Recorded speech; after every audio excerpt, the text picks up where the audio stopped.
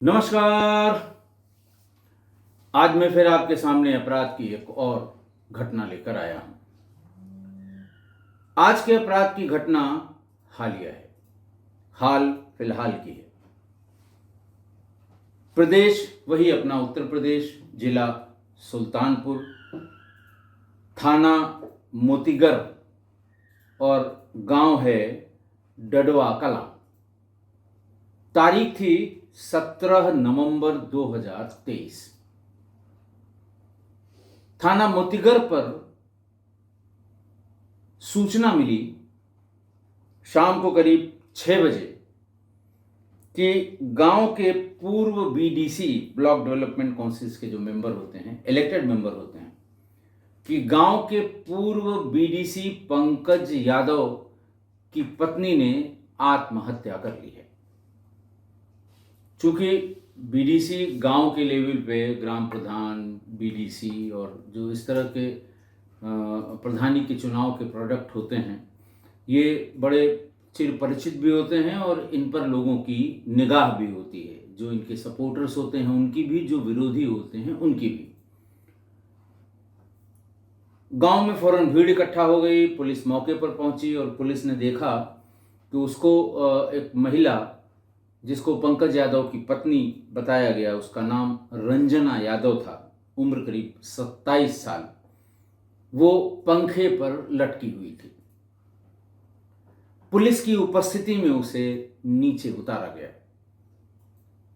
उतार के जो और फॉर्मेलिटीज हैं पंचनामा की, इनकी सबकी पूर्ति की गई और लाश को सील बंद करके पोस्टमार्टम के लिए भेज दिया गया। इसी बीच रंजना की मां मौके पर पहुंच गई।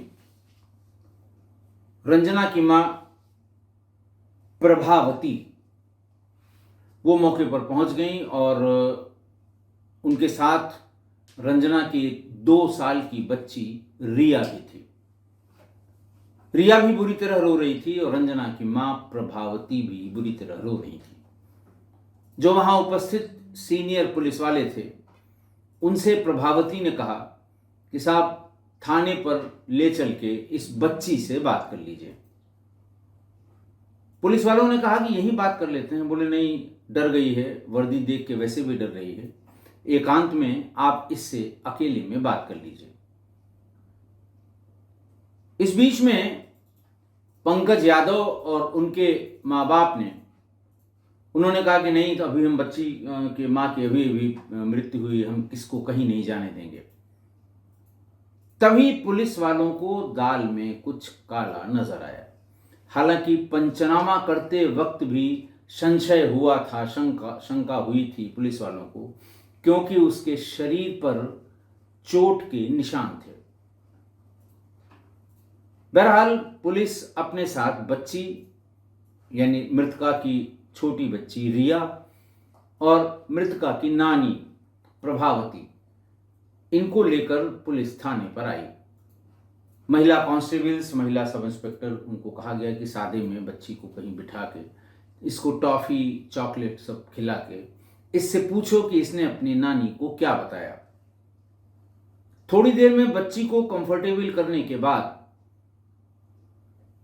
फिर रिया से, जो उपस्थित पुलिसकर्मी थी, महिला पुलिसकर्मी, उन्होंने बातचीत शुरू की। थोड़ी देर बाद उसने ये बताना शुरू किया कि आज शाम को सबसे पहले मेरे पापा ने मम्मी को मारा और बहुत मारा। मम्मी रो रही थी। मम्मी के रोने की आवाज सुनकर मेरे दादा और दादी भी आ गए, बाबा और दादी, और तब उन दोनों ने भी हमारी मम्मी को ढकेल दिया। फिर पापा ने मम्मी का गला दबाकर मार दिया। थोड़ी देर बाद पापा एक रस्सी ले आए और उस रस्सी से मम्मी को पंखे में लटका दिया। इससे बड़ा आई विटनेस अकाउंट नहीं हो सकता। फौरन पुलिस ने गिरफ्तार किया पंकज को, उनकी मां को और उनके पिता को।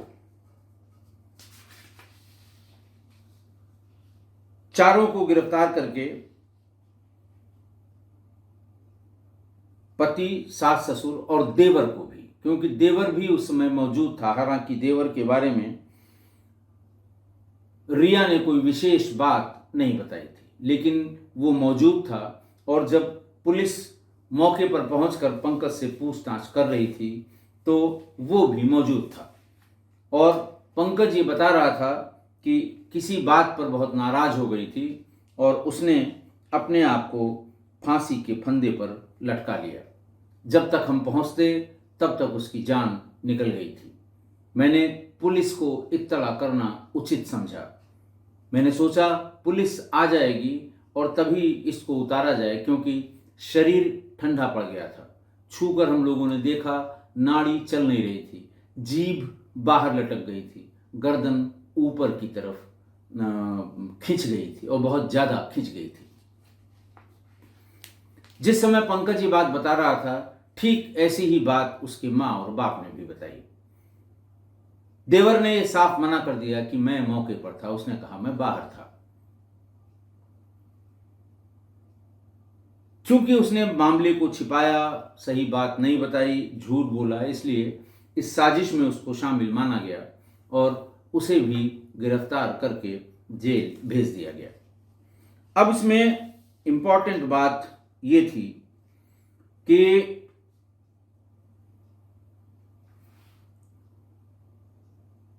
प्रभावती ने यह बताया कि उसका घर कादीपुर कोतवाली क्षेत्र के चंदेलेपुर राई बोगी में है और 21 जून 2016 को मेरी बेटी की शादी पंकज के साथ हुई थी।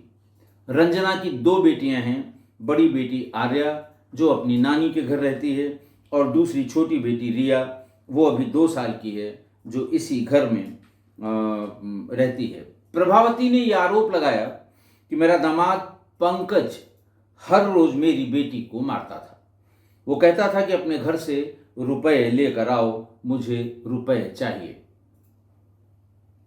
उसके बाद वो शाम को हर हाल में शराब पीने चला जाता था।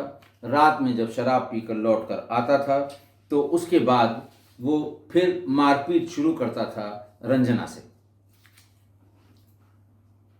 जो अगली बात उन लोगों ने बताई, ग्रामीणों ने, प्रभावती ने इस बात को नहीं बताया और प्रभावती से पूछे जाने पर उसने बताया कि मुझे इस बारे में कोई जानकारी नहीं है। ग्रामीणों ने यह बताया कि 2015 में पंकज बीडीसी सदस्य बना था, ब्लॉक डेवलपमेंट काउंसिल का इलेक्शन लड़के जीता था। 2013 में करौंदी कला के बहाउद्दीनपुर के रहने वाले माता फेर की बेटी कुमारी के साथ उसकी शादी हुई थी। शादी के बाद उसे 2 बच्चे हुए, बड़ा बेटा अंश और छोटी बेटी अंशिका। और अचानक एक दिन अंशिका और उसकी मां कुमारी दोनों की जलने से मृत्यु हो गई। लेकिन इस बात को घर वालों ने छिपा कर रखा, पुलिस को कतई इत्तला नहीं दी। और जब कुमारी के घर वाले, उनके पिताजी, माताजी और तमाम परिवारजन वहां आए तो पूरे गांव ने घेर कर दोनों के बीच समझौता करा दिया। समझौते में कुछ धनराशि, जैसे होता है कि साहब इतना खर्चा हुआ था, वो खर्च हुआ था, बहरहाल कुछ कंपेंसेशन पंकज यादव से देने के लिए कहा गया। और दूसरी तरफ से ये प्रॉमिस कराया गया लड़की के घर वालों से कि आप इसकी सूचना पुलिस को नहीं देंगे और बिल्कुल नहीं देंगे। और इसी वजह से पुलिस में इसकी कोई सूचना नहीं थी। और उसके बाद जब 2016 में 13 की यह घटना थी, 2016 में जब रंजना से इसकी शादी हुई तो प्रभावती का कहना है कि हम लोगों को इस बारे में न तो इस परिवार ने कुछ बताया था, न हमने कहीं से जानने की कोशिश की थी कि इसकी पहले भी कोई शादी हुई थी और इसकी पत्नी और बच्ची की संदिग्ध हालत में मृत्यु हुई थी। ये गंभीर बात थी। ये बात या तो पंकज के घर वालों को बतानी चाहिए थी शादी के मौके पर, या रंजना के घर वालों को शादी की जब बातचीत चल रही थी उस समय कम से कम गांव वालों से ही पता कर लिया गया होता। देखिए, शादियों में जो अगुआ पिछुआ होते हैं, एक आदमी बीच का होता है जो शादी कराता है, सामान्य रूप से उसकी ये जिम्मेदारी होती है कि वो लड़की पक्ष की पूरी बात लड़के को और लड़के पक्ष की पूरी बात लड़की को बताए और तभी शादी की बात आगे चले। अगर दोनों को बताई गई बात अच्छी लगती है, साफ सुथरी लगती है, तभी शादी आगे बढ़ती है। लेकिन ये शादी अगुआ में किसी लड़की की तरफ के ही किसी आदमी ने प्रपोज करके जल्दी में ये शादी करा दी, और ये बात हो सकता है उसकी जानकारी में हो, ये भी हो सकता है कि उसकी जानकारी में न रहा हो, और ये बात उसके मरने तक लड़की के घर वालों को नहीं पता लगी। हालांकि ये संभव नहीं है प्रभावती का ये कहना कि मुझे पता नहीं था। जब 5 साल का बेटा है, बड़ी बेटी है, 2 साल की छोटी बेटी है, यानी 5-6 साल से 7 साल से वो अपने ससुराल में रह रही है, तो टोला पड़ोसी में किसी न किसी ने जरूर बता दिया होगा।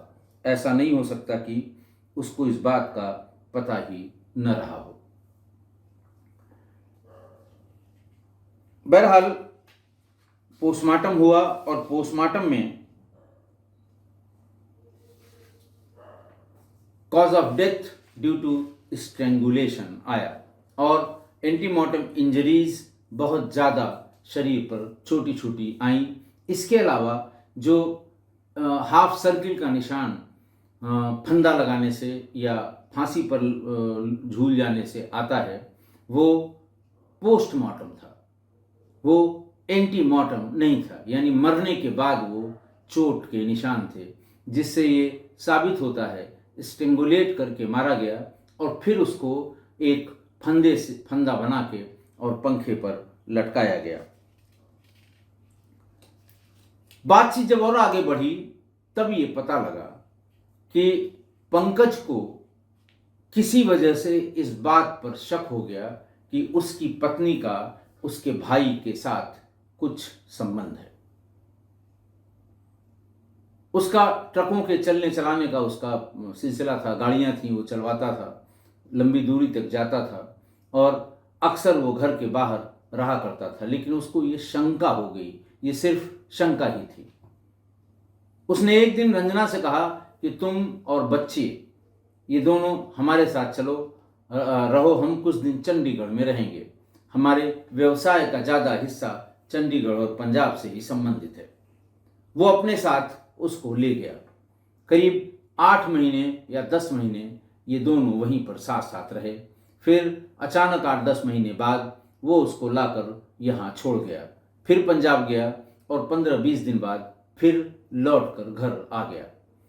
घर लौटकर आने पर ही उसने तरह तरह के ताने देने शुरू किए, झगड़ा करना शुरू किया, शराब पीकर मारना पीटना शुरू किया और अंत में 17 नवंबर 2023 को उसने मार के उसको लटका दिया। पड़ोसियों ने बताया कि साहब ये जब से पंजाब से लौट कर आया है तब से मारपीट करता है। हम लोगों ने बहुत समझाने की कोशिश की, लेकिन पिछले 2-3 महीने से हम लोगों ने समझाना भी बंद कर दिया, क्योंकि ये शराब पीने के बाद वहशी हो जाता था। ये बहुत ज़्यादा मारपीट अपनी पत्नी के साथ करता था और ऐसा लगता है कि उस दिन भी यही हुआ होगा। बहरहाल जो जयसिंहपुर सर्किल के क्षेत्राधिकारी हैं प्रशांत सिंह, उन्होंने ये बताया कि सारे सबूत इकट्ठा करने के बाद पति, देवर और सास ससुर को गिरफ्तार करके जेल भेज दिया गया है। आज की घटना देखिए, आज की घटना सामान्य है कि एक पति ने पत्नी को मार दिया इस शक पर कि शायद मेरी पत्नी का मेरे भाई से कोई संबंध है। पहले चिल्लाना, फिर उसके बाद मारना पीटना और फिर उसके बाद मार ही देना, ये सामान्य है। बहुत सी घटनाएं हैं, आस पड़ोस, मोहल्ले और ज़िले में बहुत ढेर सारी घटनाएं इस तरह की हो रही हैं। शक के बिना पर पति या पत्नी दोनों में से किसी एक का नुकसान होना। लेकिन असामान्य बात यह है कि इसी पति ने पहले भी अपनी पत्नी और उसकी 1.5 साल की बच्ची अंशिका को शायद मार दिया था, जला के मार दिया था। लेकिन लड़की वालों ने पुलिस तक इसकी सूचना नहीं पहुंचाई, गांव वालों ने पुलिस को सूचना नहीं पहुंचाई। आजकल तो माध्यम इतना तेज है कि अगर कोई इस तरह की मृत्यु होने के बाद जल्दी जल्दी शव को जलाने या दफनाने के लिए जाता है तो अगल बगल वाला कोई न कोई मैसेज करके या 112 को बता देता है कि साहब पता नहीं क्यों बड़ी जल्दी जल्दी में ये लोग दफनाने या जलाने जा रहे हैं। 112 डायल करते ही पुलिस आ जाती है, छानबीन करने लगती है, और अगर लोग गलत होते हैं या कोई क्राइम करने के बाद जलाने या दफनाने के लिए जाते हैं तो मौके से वो भाग खड़े होते हैं और तभी पता लगता है कि जरूर कुछ न कुछ गड़बड़ है। लेकिन चूंकि वो बीडीसी था, आसपास के लोगों पे प्रभाव था, इसलिए शायद किसी ने पुलिस को बताने की जरूरत नहीं की और यहीं पर पंकज यादव का दिमाग 7वें आसमान पर चला गया कि मैंने ऐसा कुछ कर दिया लेकिन फिर भी मेरा कुछ नहीं हुआ, और फिर डंके की चोट पर दूसरी शादी कर ली। ये असामान्य बात है, सामान्य रूप से ऐसा नहीं होता। प्रभावती का यानी मृतका की मां का ये कहना कि हमें ये बिल्कुल पता नहीं था कि इसकी पहली पत्नी और उसकी बच्ची के साथ क्या हुआ था। अगर हमें ये पता लगा होता या हमें ये जानकारी पहले से होती तब हम कतई अपनी बेटी की शादी यहां पर नहीं करते। घटना तो कुछ इस तरह की है कि शको शुबहा पे ये इस तरह की घटना हुई, लेकिन मृतका के घर वालों ने दहेज का आरोप लगाया कि मेरी बेटी को दहेज के लिए हमेशा तंग किया जाता रहा और दहेज के लिए ही उसको मार दिया गया। हालांकि जो कैलकुलेशन है कि 5 साल का लड़का और 2 साल की लड़की, तो 7 साल या उससे थोड़ा सा कम रहा होगा, जिसकी वजह से इस पे धारा 304 IP 304 B 304 B यानी दहेज हत्या का आरोप की FIR लिखी गई। हो सकता है 7 साल शादी की उसमें थोड़ा बहुत कम हो।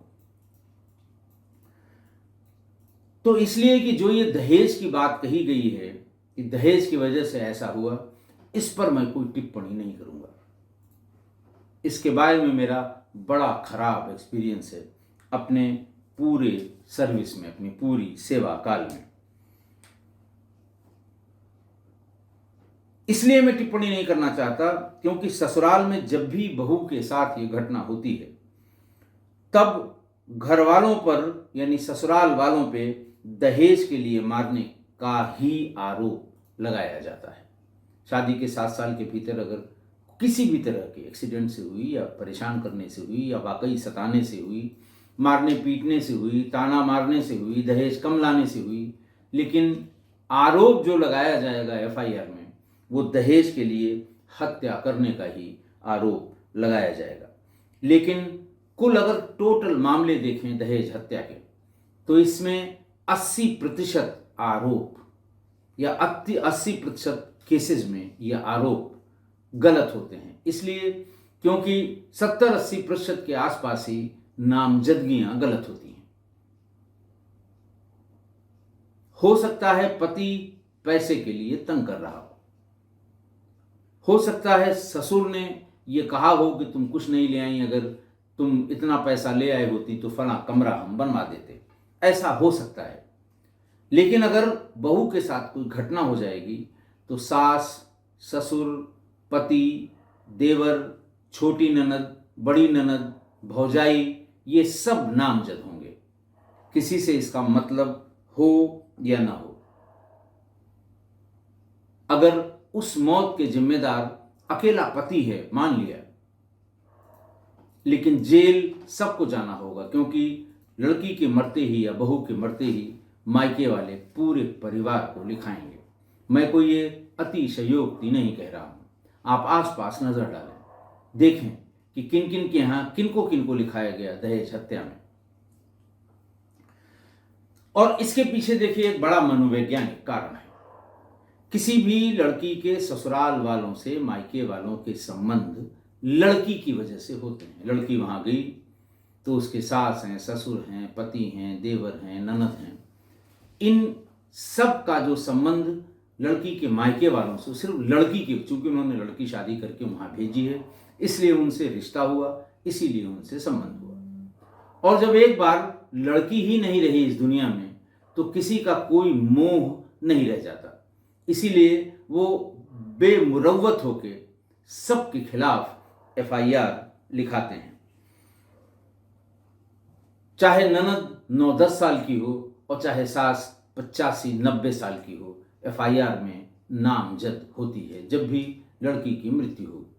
वो बिल्कुल मान लिया मैंने कि सताने से हुई है, परेशान करने से हुई है, ताना मारने से हुई है, लेकिन शायद ही बहू ने कभी सास ने कभी अपने बहू को कुछ कहा हो सकता है 10 साल की उसकी ननद उसको बहुत प्यार करती रही हो, लेकिन जब उसकी मृत्यु हुई तो एफआईआर में सारे लिखाए जाते हैं। मुकदमा 304B का होगा और विवेचना करते हैं राजपत्रित अधिकारी, not below the rank of deputy SP. और एक और बड़ी बात है दहेज हत्या के संबंध में कि बर्डन ऑफ प्रूफ वो अभियुक्तों पर होता है एज पर एविडेंस एक्ट। जब इस तरह से बहुओं को मारने की बहुत घटनाएं होने लगी, घर घर का ये किस्सा हो गया, तब कानून में जो बदलाव लाए गए, 304B को अमेंड करके आईपीसी में डाला गया और एविडेंस एक्ट में बर्डन ऑफ प्रूफ शिफ्ट किया गया अभियुक्तों के लिए। मतलब ससुराल वाले क्यों दोषी हैं, इसे ना तो लड़की वालों को सिद्ध करना है और न ही आईओ को सिद्ध करना है। ट्रायल के समय अभियुक्त को अपने आप को या विवेचक के सामने अपने आप को नॉट गिल्टी बताने के लिए या कि मेरी कोई गलती नहीं है, उन्हें सबूत देना होगा। ये साबित नहीं करना है लड़की वालों को, नहीं साहब इनके खिलाफ ये सबूत है इसीलिए इन्होंने मारा है, इनके खिलाफ ये सबूत है। सबूतों का काम बर्डन ऑफ प्रूफ चूंकि शिफ्टेड होता है टुवर्ड्स एक्यूज्ड, इसलिए अब जो उसमें जो आरोपी बनाए गए हैं उनको इसका सबूत देना होगा। 18-19 साल बाद 304B के इस अमेंडमेंट या डाउरी एक्ट के इस अमेंडमेंट के बाद या इस एक्ट के लाने के बाद 17-18 सालों तक यही होता रहा, मुसलसल यही होता रहा, लगातार यही होता रहा कि इधर महिला के साथ कुछ हुआ, उधर उसका पूरा घर पकड़ के थाने पर लाया जाता था और ये मान के चलते थे कि भी जब एफआईआर होगी तो सब लोग नामजद होंगे। इधर एफआईआर हुई और अगले दिन ये सारे लोग जेल। ये सिस्टम में था, ये प्रचलन में था और यही होता था। और आईओ भी इस चक्कर में नहीं पड़ता था कि कौन दोषी है कौन दोषी नहीं है। किसी भी नामजद को विवेचना से ये कह के निकालने की हिम्मत कि इसका दोष नहीं लगता है, आईओ कभी नहीं कर पाता था। अभी सुप्रीम कोर्ट के इस आदेश के पहले नहीं कर पाता था, क्योंकि वो जैसे ही निकालेगा दूसरा पक्ष आरोप लगाएगा और दूसरे अधिकारी पूछेंगे कि जब इसको साबित करना था कोर्ट में तो तुम्हें क्या पड़ी थी इसका नाम निकालने की। तो इसलिए जितने भी लोग भी नामजद होते थे वो सब जेल जाया करते थे, क्योंकि उस समय वही है, विवेचक ये कह के पल्ला झाड़ देता था कि निर्दोष हो तो अदालत में साबित करें। मैं उन सबको जेल भेजूंगा जो एफआईआर में नामजद हैं। अब आप सोचिए इसके परिणाम कितने गंभीर हुए, बहुत गंभीर परिणाम हुए।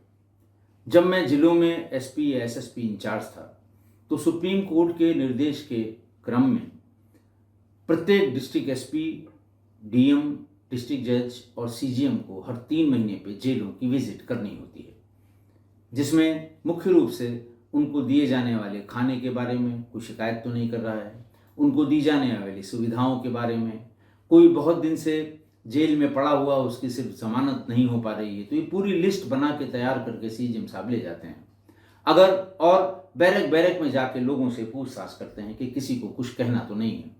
कभी कभी वहाँ ये भी पता लगता है कि साहब हमारे पास वकील करने का पैसा नहीं है, तब फिर सरकारी सहायता देने के लिए वो जज साहब वहीं आदेश करते हैं जेल के भीतर सीजीएम को, और अगले दिन उनको न्यायिक सहायता के लिए, जुडिशियल असिस्टेंस के लिए किसी न किसी को नियुक्त किया जाता है। तो इन सब चीज़ों के लिए जाते हैं, उसमें दो जगह जाने के विशेष निर्देश हैं। एक महिला बैरक, दूसरा बच्चा बैरक। जहाँ 18 से 12 साल के बच्चे रहते हैं वहाँ, जहाँ महिलाएं रहती हैं वहाँ। अपने तमाम जिलों में तैनाती के दौरान मैं डिस्ट्रिक्ट जज, एसपी, डीएम और सीजीएम हम लोग जाया करते थे। तो चूंकि निर्देश थे, डिस्ट्रिक्ट जज साहब जाते ज़रूर थे। कोई भी डिस्ट्रिक्ट जज हो, कोई भी जिला हो, वो महिला बैरक में जाते ज़रूर थे। और महिला बैरक्स में उस समय मतलब आप ये समझ लीजिए कि करीब करीब 60-65% महिलाएं दहेज हत्या या दहेज उत्पीड़न की आरोपी हुआ करती थी। बाकी सब में ढेर सारे अपराध जिनमें बंद हुई हैं वो हुआ करते थे। कारण उसका ये है कि न तो डिस्ट्रिक्ट एसोसिएशन कोर्ट से जमानत होती है, रेयरेस्ट ऑफ रेयर केसेस में जमानत हुई है। डिस्ट्रिक्ट कोर्ट जमानत 304B में यानी दहेज हत्या के मामले में नहीं देती है, जब तक कि बहुत ही विशेष कारण न हो। हाई कोर्ट्स भी इस मामले में बहुत सख्त हैं इस मामले में। और इसीलिए ये सब वहां पर ट्रायल का इंतजार करते हुए जेलों में रहती हैं। कोई 6 साल से, कोई 7 साल से, कोई 8 साल से, और कुछ के साथ तो छोटे बच्चे भी होते हैं। मतलब इन लेडी जेल इनमेट्स में 60 से 70% महिलाएं वही होती हैं जो दहेज हत्या की आरोपित या दहेज उत्पीड़न की आरोपित होती हैं। अब आप सोचिए कि मान लिया एक ननद, शादीशुदा ननद, उसके पास साल भर का बच्चा था, नामजद थी, पुलिस ने जेल भेज दिया। अब उसके साथ वो साल भर का बच्चा भी गया, जेल में ही वो 6 साल का हो गया। ट्रायल पर मुकदमा आया नहीं, जमानत उनको डिस्ट्रिक्ट कोर्ट, हाई कोर्ट से मिली नहीं। तो आप समझ सकते हैं कि उस बच्चे का क्या कसूर है। वो तो जानता भी नहीं कि कौन सा अपराध हुआ है, क्या हुआ है, क्यों मेरी माँ यहाँ आई है। क्योंकि माँ ने कुछ किया है या नहीं भी किया है, जेल में है तो उसके साथ रहना होगा।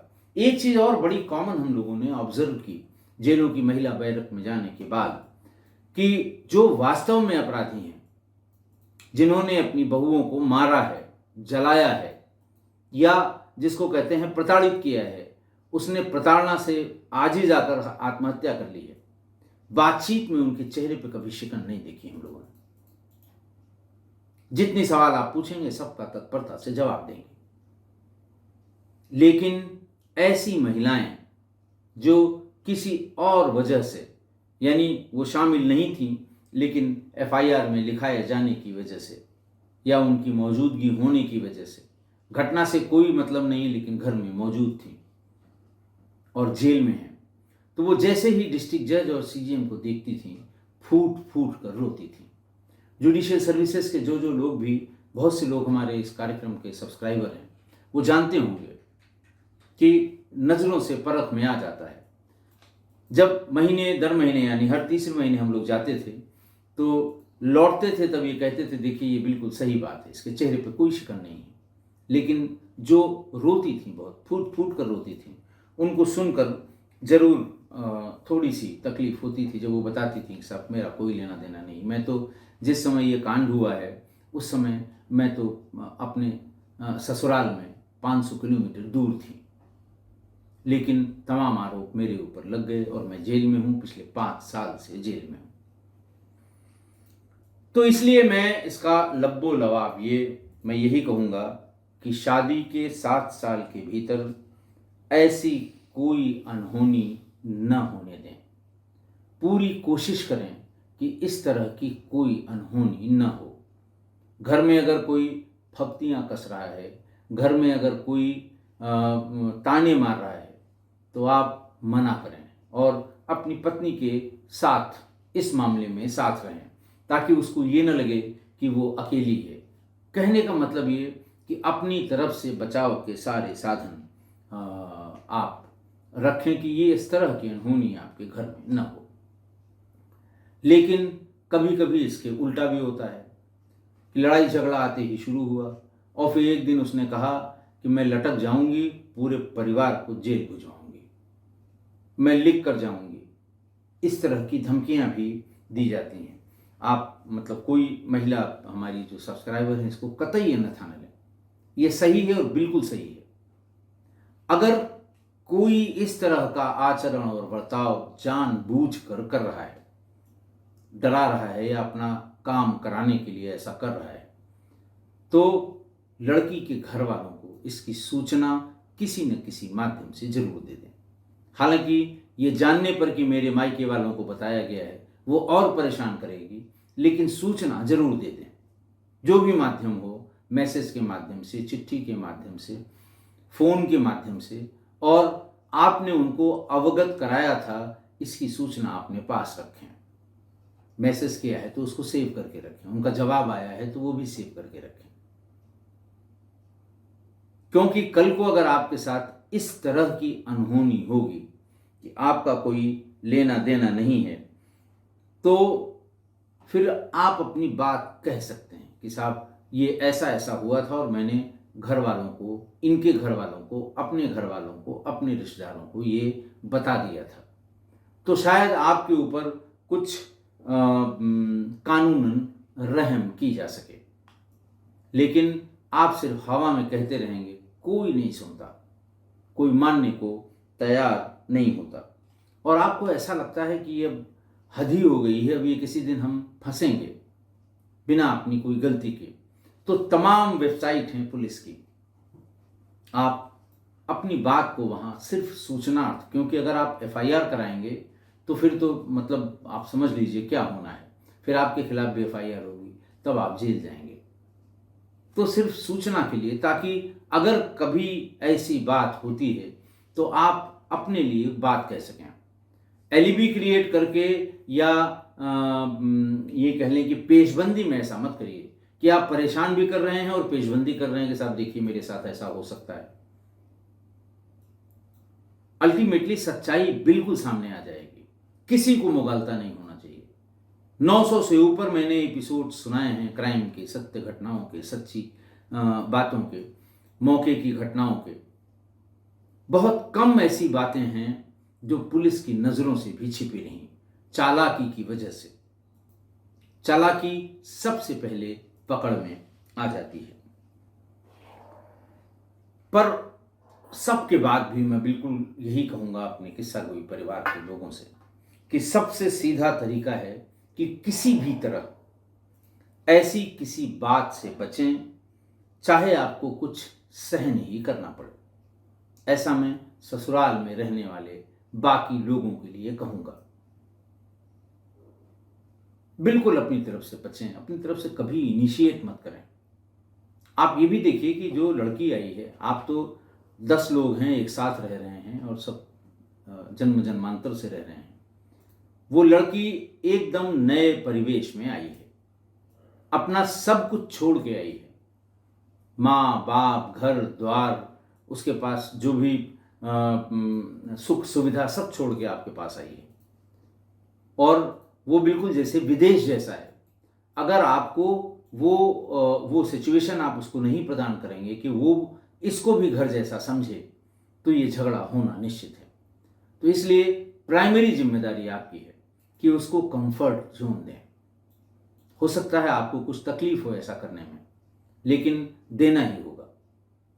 उसको कंफर्ट जोन दें, उसे ये फील नहीं होना चाहिए कि मैं बिल्कुल स्टैंड अलोन हूँ, यहाँ मेरी कोई सुनने वाला नहीं है, जो भी देख रहा है मेरी तरफ वो ठीक तरह से नहीं देख रहा है, जो बात कर रहा है वो ठीक तरह से नहीं बात कर रहा है। ये आपकी प्राइमरी जिम्मेदारी है कि किसी भी तरह ऐसी बातों से बचें जिसमें कुछ झगड़ा झंझट की संभावना हो, वरना परेशानी में तो आप पड़ेंगे ही। आशा है आप मेरी इस बात से सहमत होंगे। आज के लिए इतना ही। बहुत बहुत धन्यवाद।